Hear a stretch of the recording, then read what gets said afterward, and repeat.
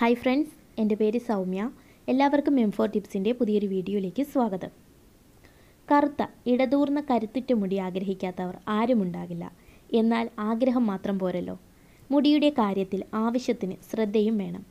ഓരോരുത്തരുടെയും മുടിക്ക് പല സ്വഭാവമാണ്. പരിചരണ രീതികളും വ്യത്യസ്തം. പലപ്പോഴും മികച്ചൊരു ഷാമ്പു തിരഞ്ഞെടുക്കുന്നത് പോലും അസാധ്യമാണ്.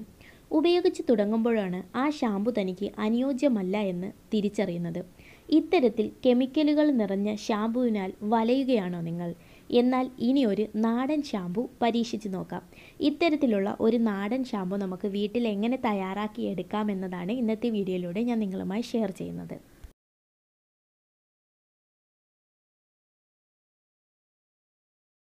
നമുക്ക് ഈ ഷാമ്പു തയ്യാറാക്കാനായിട്ട് ആവശ്യമുള്ള സാധനങ്ങൾ: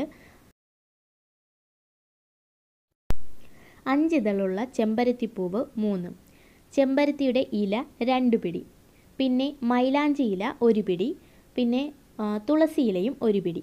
ഇത്രയുമാണ് നമുക്ക് ആവശ്യമുള്ള സാധനങ്ങൾ. ഇനി നമുക്കിതെങ്ങനെയാണ് തയ്യാറാക്കുന്നതെന്ന് നോക്കാം. നാരങ്ങ പിഴിഞ്ഞ് അതിൻ്റെ നീര് തേയില വെള്ളത്തിൽ ചതച്ച് ചേർക്കുക. എല്ലാറ്റിൻ്റെയും നീര് ഇതുപോലെ പരമാവധി പിഴിഞ്ഞെടുക്കണം. ചതയ്ക്കുമ്പോൾ ഒരു കാരണവശാലും വെള്ളം ചേർക്കാൻ പാടില്ല. ഇത് നന്നായിട്ട് പിഴിഞ്ഞ് നല്ലതുപോലെ ഇതിൻ്റെ ചാറ് മൊത്തം നമ്മൾ എടുക്കണം. എന്നിട്ട് ഇതിൻ്റെ ആ കൊത്തുണ്ടല്ലോ അത് നമ്മളങ്ങ് കളയണം. വേണമെങ്കിൽ നമുക്കിത് അരിച്ചെടുക്കാവുന്നതാണ്. ഇത് നന്നായി അടിച്ചു പതപ്പിക്കുക.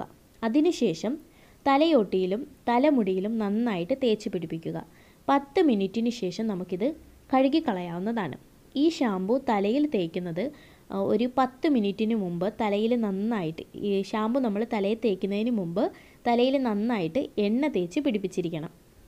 ഈ പ്രക്രിയ ആഴ്ചയിൽ 2 അല്ലെങ്കിൽ 3 പ്രാവശ്യം ആവർത്തിച്ചാൽ തലമുടി കൊഴിച്ചിൽ, അകാല നര എന്നിവ ഇല്ലാതാവുകയും തലയ്ക്കും കണ്ണുകൾക്കും നല്ല കുളിർമ അനുഭവപ്പെടുകയും ചെയ്യും.